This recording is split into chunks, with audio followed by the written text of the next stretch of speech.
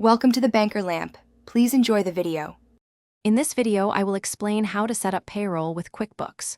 First, you'll select the right payroll service for your business needs, whether it's basic, enhanced, or full service. Next, gather all necessary company details, including your employer identification number and employee data like names, addresses, and pay rates.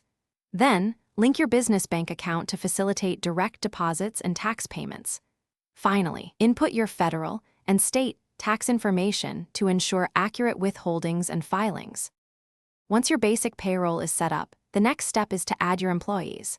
For each team member, you'll input their personal information, tax withholdings, and W-4 details. Then, define their specific pay types, whether they receive a fixed salary, an hourly wage, or commissions. Don't forget to configure any deductions, such as health insurance premiums or retirement plan contributions. Finally, specify any employer contributions, like matching 401(k) funds, to ensure everything is accurately tracked. With employees and pay items configured, you're ready to run payroll.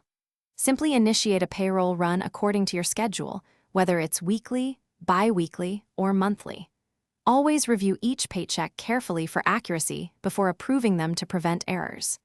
QuickBooks will then automatically calculate and file your federal and state payroll taxes, saving you time and ensuring compliance. You can also generate various payroll reports to gain insights into your labor costs and financial performance. Beyond the basics, QuickBooks offers advanced features like time tracking and project costing to help manage your business more efficiently. Employees can also access their pay stubs and W-2s through a secure online portal, reducing administrative tasks.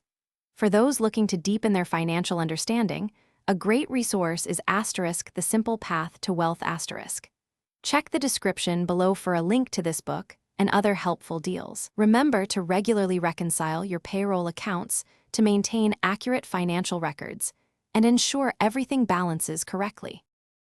Thanks for watching. If this was helpful, leave a like and consider subscribing. See you next time.